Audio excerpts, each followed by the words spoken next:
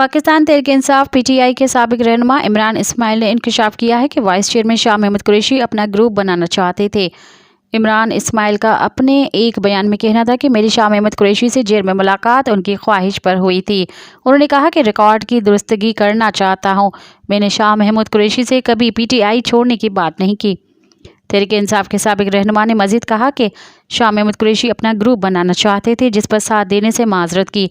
ख्याल रहे कि इससे कबल साबिक वफाकी वजीर शाह महमूद ने अपने एक बयान में कहा था कि 9 मई के बाद PTI छोड़ने वालों ने अटियाला जेल में उनसे मुलाकात की थी।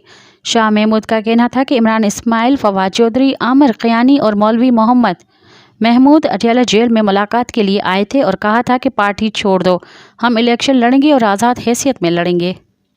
मज़ीद ख़बरनि ऐं तफ़सीलात लाइ विज़िट कयो असांजी वेबसाइट www.awamiNewsHD.com ऐं ॾिसंदा रहो अवामी न्यूज़ HD।